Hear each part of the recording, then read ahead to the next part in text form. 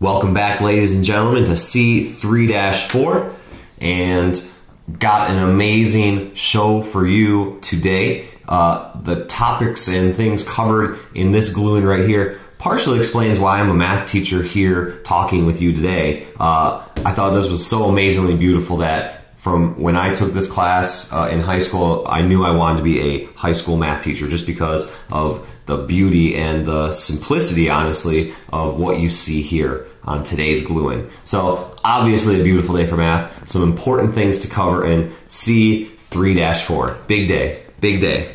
So the first problem, we're going to consider a circle. So, okay, let's consider a circle. All right, that's not bad. So we got a circle right there, and really the only thing, the parameter that we really need to consider with a circle is its radius. The radius determines everything. So depending on the radius, that determines everything about the circle, the area, the circumference, all that good stuff. So the radius is honestly the most important thing really to consider. If we add a little radius to the circle, add a little bit of radius, the circle gets bigger.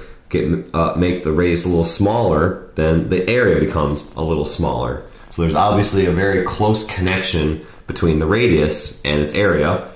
And as we know from geometry, that relationship is the area equals pi times the radius squared. So that's the relationship between the radius and the area of that circle. So part A says find the rate of change. So rate of change, that means derivative of the area of the circle with respect to its radius. So find the rate of change of the area. So find the derivative of the area with respect to its radius. So like we were just talking about, we change the radius, that directly changes the area of the circle. So there's an amazing relationship. So let's see what that is. So the rate of change, so the derivative of the area with respect to its radius is, and then let's take the derivative of this. We see that r is the variable here. So that's what we're gonna take the derivative of, and it's a power rule situation. And so the derivative of pi r squared becomes 2 pi r. And that's amazing. That's the circumference formula. So the change of the area with respect to the radius is the circumference of the circle. So let's kind of think what would happen here. So let's look at our circle that we started to consider with. So radius. So let's see, we're going to change the radius. That's what this notation says. Let's mini change the radius. So I'm just going to mini change the radius. So I'm going to add a little bit of radius to that. So just a little mini change of radius. And what happens to the change in the area?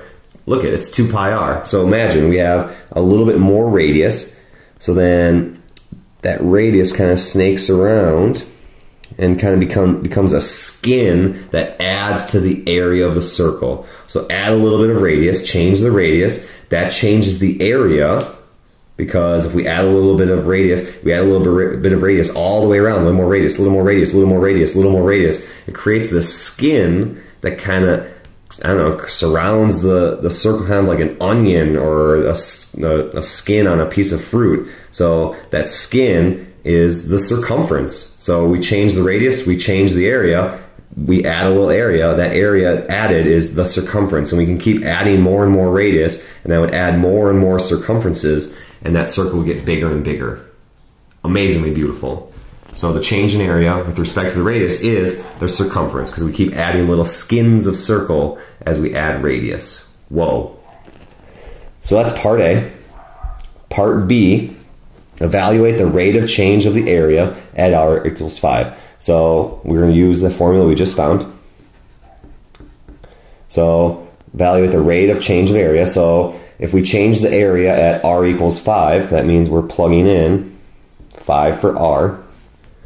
So that rate of change is 10 pi, the circumference.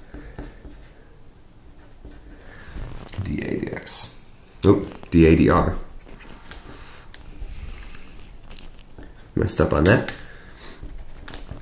And then part C is, if r is measured in square inches, let's see, A is measured in square inches. What units would be appropriate for dAdr?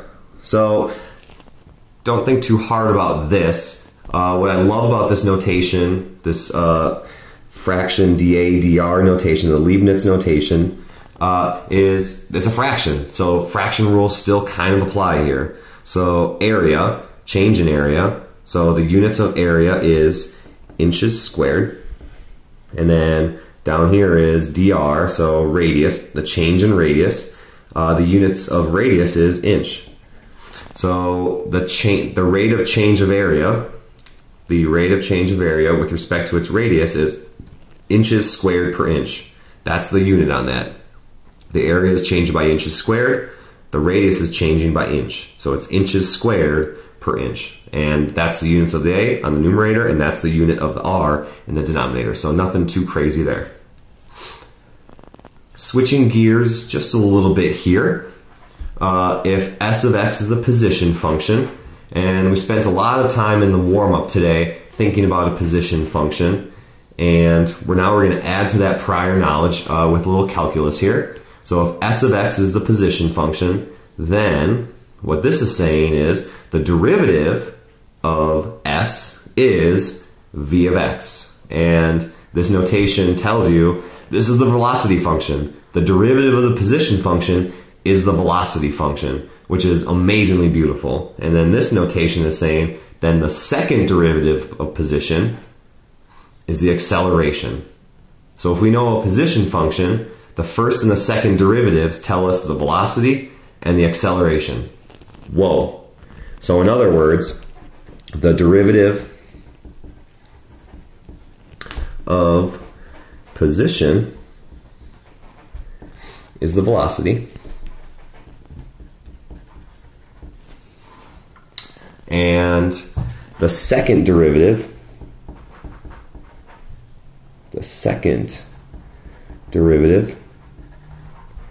is the acceleration. Whoa. So calculus really kind of throwing everything together and making sense of everything you've learned so far. In geometry, area of a circle, the circumference of the circle, directly related through calculus.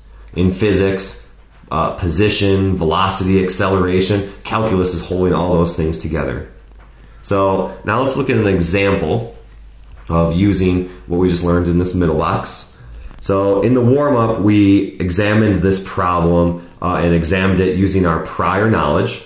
So today, and on this part of the glue-in, we're going to use calculus to further examine it. So there's a lot of liberties I'm going to be taking as we do some of these calculations because we did them in the warm-up. So just a word to the wise, if you weren't there for that, definitely get that warm-up from someone because there's a lot of liberties I'm about to take with some of the calculations here. So the question says, a dynamite blast propels a heavy rock straight up with a launch velocity of 160 feet per second. It reaches a height of blah. So here's the position function after t seconds. So, okay, so we have a position function. What I like to do when I have these types of problems is just to gather all my ingredients, and as I work through the problem, I'll have all my ingredients over here that I can just draw from instead of kind of doing all the work as it comes. So the original position function is s of t equals 160t minus 16t squared. And according to this, the derivative of the position function is the velocity. So the velocity is the derivative of what we just have right here. So the derivative of 160t is 160.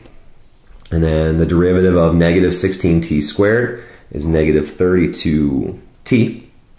And then again, continue gathering my ingredients. The acceleration function, derivative of 160 is 0. The derivative of negative 32t is negative 32. So there are my ingredients right here. So part A says, what is the displacement of the rock during its first 4 seconds of flight? So in the warm-up we did this, but kind of piecemeal. So what is the displacement of the rock during the first 4 seconds? So I want to know, where did the rock start and where did it end up after 4 seconds? and then I want to find the difference between those locations. So I'm going to find S of 4, and then I'm going to do S of 0. So let's see what that means. So what is the displacement of the rock during the first 4 seconds? So first 4 seconds, so from 0 to 4. So I'm going to find the position at 4 seconds, and then I'm going to find the position at 0 seconds, so after 4 seconds, where it started, and then I'm going to subtract and see how far it moved during those times. Now you notice this is not the total distance, this is just the displacement between these two time values. This is not the total distance, this is the displacement.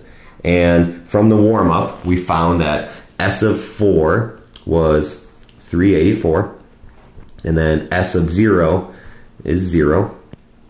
So the displacement is 384 feet.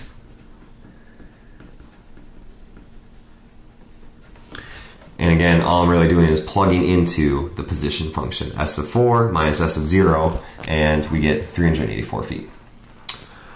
Part B, how high does the rock go?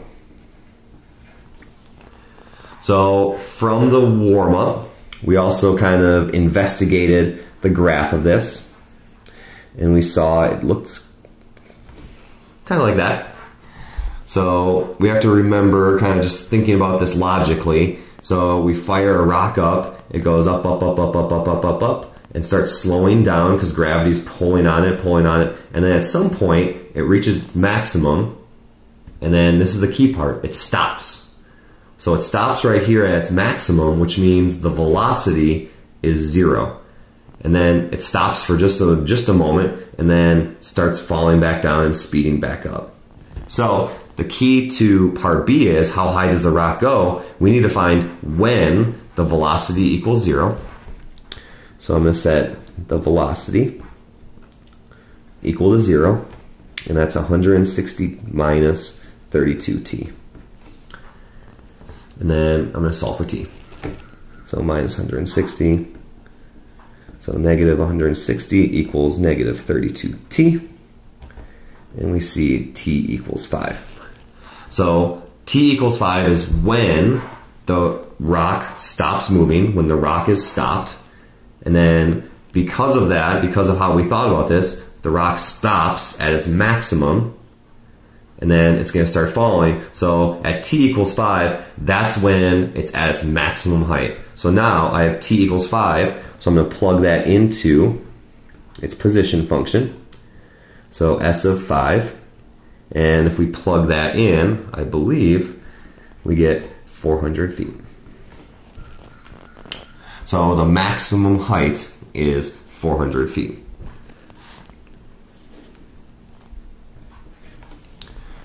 Now, part C, what is the velocity and speed? So velocity and speed. So velocity, I believe we talked about this in class. Velocity has some direction associated with it. So velocity could be negative or positive depending on which direction you're going. And speed is really just the absolute value of that velocity. So that's the relationship there.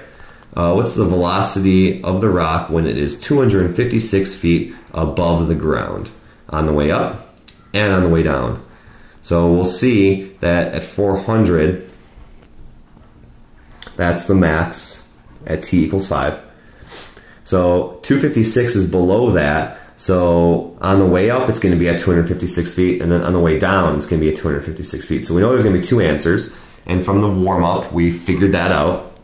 So we set S of t equal to 256, which was 160t minus 16t squared. So again, here's where I'm taking some liberties here. We did this in the warm-up, and we factored it, and we found that when t equals 2 and when t equals 8, the rock is at 256 feet. So that's when the rock is at 256 feet. The question asks for the velocity at those points. So I'm going to take the velocity function, and I'm going to plug in 2. So 160 minus 32 times 2. And we get 96 feet per second. And then I'm going to do the same thing, but plug in 8. So the velocity at 8, so 160 minus 32 times 8. And that turns out to be negative 96 feet per second. So that is the speed, that's the velocity of that rock on the way up, 96 feet, and then on the way down, negative 96 feet. And finally, part D.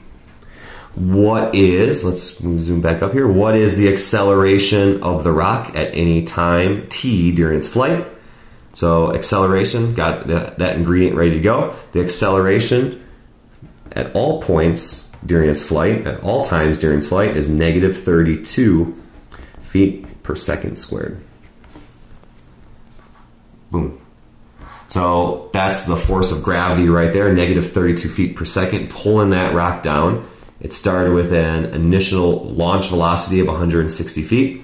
So it's zooming, but that negative 32 feet per second acceleration, the gravity, is pulling it down, slowing it down, so it reaches its maximum here. And then that negative acceleration pulls that rock back down towards the surface of Earth. Ladies and gentlemen, C3-4.